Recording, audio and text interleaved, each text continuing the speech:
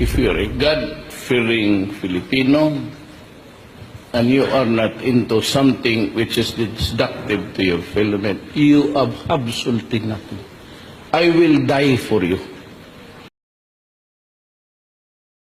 Sa paglutang ni retired SPO3 Arturo Las Cañas, umaasa raw ang CHR Davao at ang pamilya Bersabal na mapapanagot na ang mga nasa likod sa pagpatay sa religious leader na si June Bersabal noong 1997. Inamin ni Las Cañas itong Lunes, nakasama siya sa mga pumatay kay Bersabal, pero may pagkakaiba ang kanyang testimonya sa mga naunang pahayag noon ni Edgar Matobato.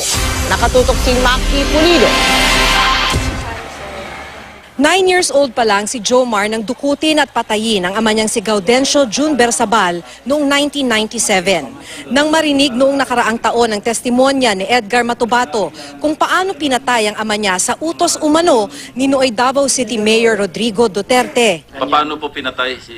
Hinuli muna namin sa Kaputian District, katapos dinala namin sa kang Mayor Duterte sa golf. Pagkahuli, pinalo niya ng golf ng pangpalo, naubos yung ngipin. Pagkatapos, at bakit po pinatay? Dinala namin sa mga akwari. Natulala si Jomar, hindi makakain at makatulog, kaya't 2 buwan siyang nanatili sa mental hospital sa Davao City. Ito po. Nang mabalitaan ang pahayag ni retired SPO3 Arturo Las Cañas na sumusuporta sa testimonya ni Matobato, hindi na raw siya masyadong na-shock. Tumanggi siyang magpa-interview sa harap ng kamera, pero sana raw makamit na nila ang hustisya matapos ang 2 dekada. Si Bernardino Guerrio, kasamahan ng pamilya Bersabal sa religious group na Remnants of God, ang tumulong sa pamilya noon sa paghahanap nila ng hustisya. Kaya nga ma'am, itong mga ebidensya ma'am, tinago ko ito lahat. Hindi kami ma'am nagpakawala ang parang wala na, hindi kami wala ma'am na pag-asa. Dahil sa advice ng Supreme namin ma'am, banda huli, ang totoo maglitaw.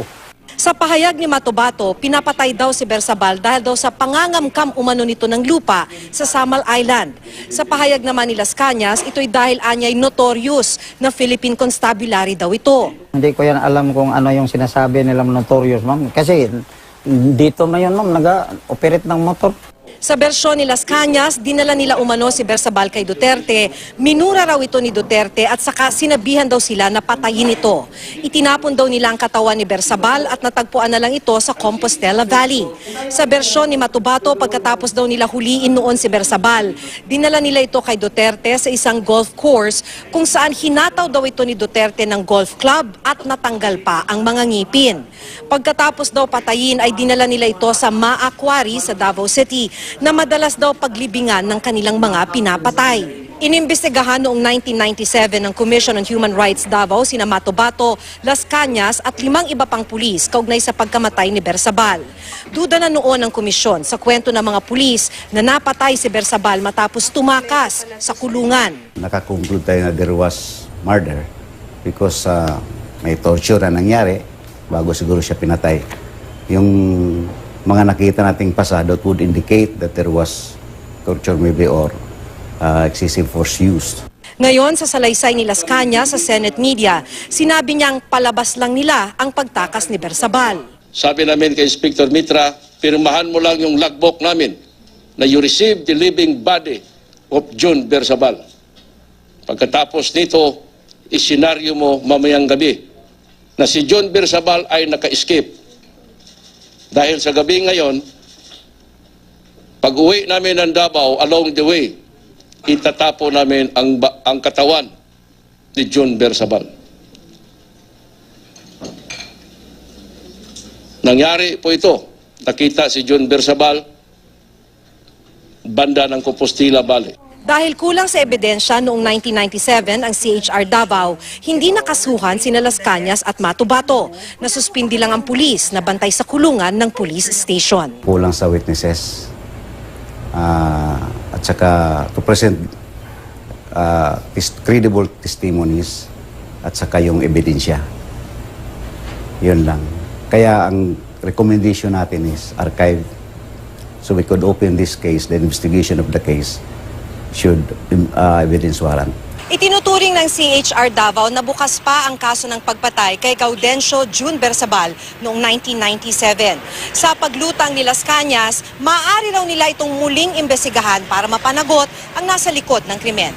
Mula Davao City, ako si Maki Pulido, nakatutok 24 oras. Para malaman kung totoo ang testimonya ni retired SPO3 Arturo Las Cañas, naganap ang GMA News ng kaanak ng isa umano niyang biktima at binalikan ang ilang investigasyon kaugnay sa umunoy Davao Death Squad.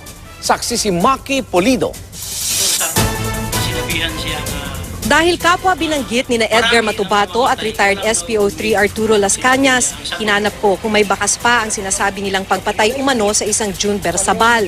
Bukod sa litrato ng mga labi raw ni Bersabal, natuntun ko ang anak niyang si Jomar na 9 taon lang daw nang patayin ng ama noong 1997. Tumanggi man sa on-cam interview, ikinwento niya sa aking 2 buwan siyang nasa mental hospital dahil naapektuhan siya nang marinig ang kwento noon ni Matubato kung paano pinatay ang ama. Paano po pinatay si... hinuli muna namin sa Kaputian District, katapos dinala namin sa kang Mayor Duterte sa golf. Pagkahuli, pinalo niya ng golf ng pang talo, naubos yung ngipin. Dinala namin sa mga aquarium. Kung noon natulala, pinakakain at nakatulog, sa mga pahayag ni Las Cañas, hindi na raw siya masyadong na-shock. Dasal niya hustisya matapos ang 2 dekada.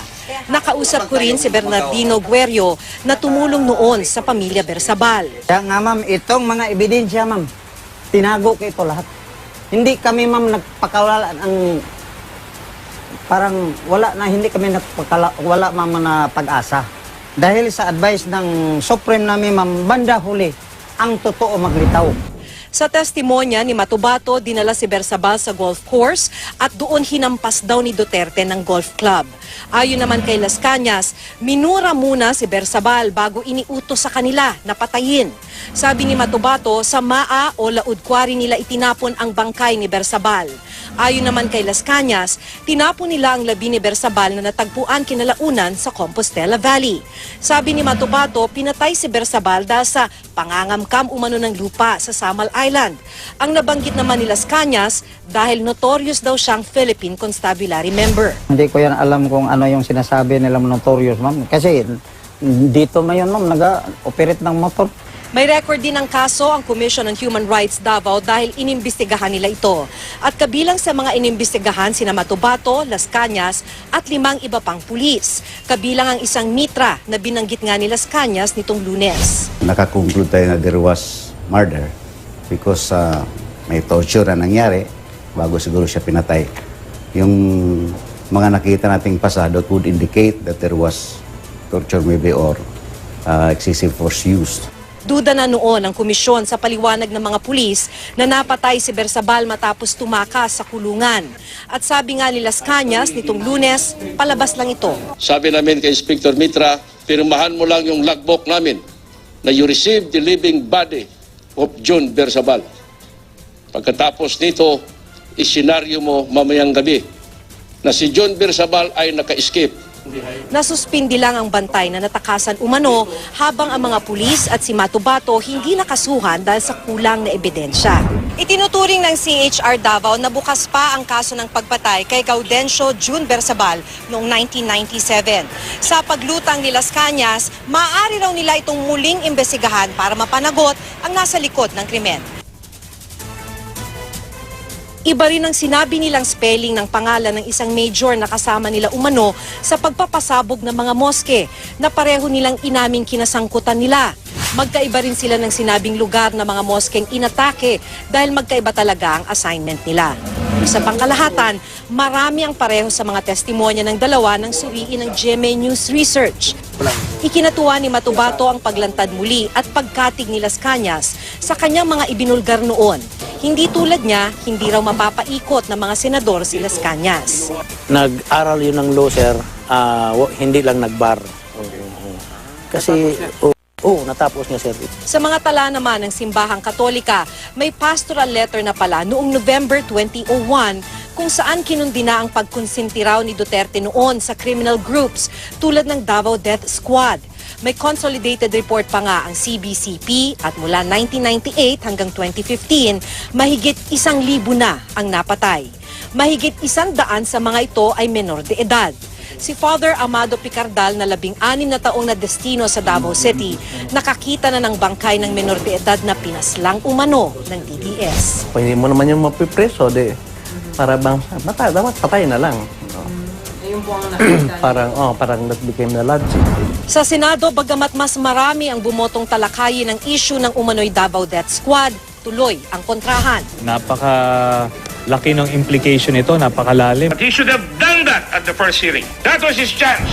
Pumasok din ngayon sa Senado ang dalawang absent kahapon. If you decide to overrule Senator Dick, I will be here more often and that is a threat. I appeal to my colleagues. We may have our inclinations and political affiliations, but this is not for anyone. This is really to preserve also what the Senate has done in the past. And that is a forum for the public to hear the issues that are going on. Ang usapin ni-refer na sa Public Order Committee ni Senador Ping Lacson, imbes na sa Justice Committee ni Senador Richard Gordon. Ako si Maki Pulido, ang inyong saksi.